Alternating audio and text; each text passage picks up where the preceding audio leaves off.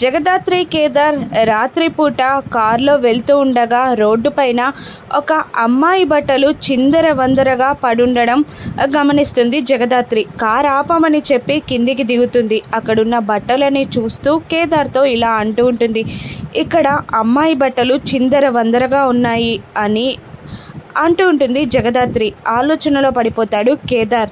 ఇంకా మళ్ళీ జగదాత్రి చెప్పడం స్టార్ట్ చేస్తూ, ఎవరో ఆకతాయిలు ఒక అమ్మాయి పైన అటాక్ చేసినట్టున్నారు అని అంటూ, అక్కడ ఇంకేమైనా క్లూస్ ఉన్నాయా అని వెతకడం స్టార్ట్ చేస్తుంది జగదాత్రి. అక్కడ ఒక ఫోటో కనబడుతుంది. ఆ ఫోటోని తీసి చూసి జగదాత్రి షాక్ అవుతుంది.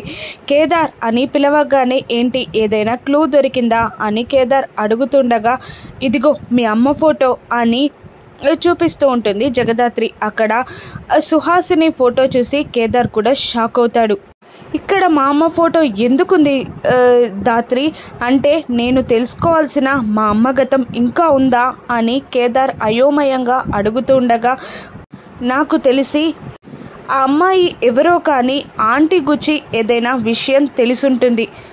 అంతేకాదు ఆంటీకి తెలిసిన వాళ్ళపై అటాక్ జరిగినట్టుంది. మనం ఎలాగైనా వాళ్ళని రక్షించాలి అని అంటూ జగదాత్రి కేదార్ పరిగెత్తడం స్టార్ట్ చేస్తారు. శ్రీవల్లిని కొందరు రౌడీలు అల్లరి పెడుతూ ఉంటారు. ఒక కారు పక్కకి దాక్కుంటుంది శ్రీవల్లి.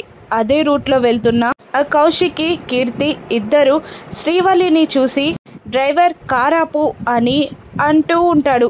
దాంతో డ్రైవర్ కార్ ఆపేస్తారు. ఇక కౌశికి శ్రీవల్లిని కాపాడుతుందా, శ్రీవల్లి తన చెల్లని కేదార్ తెలుసుకుంటాడా?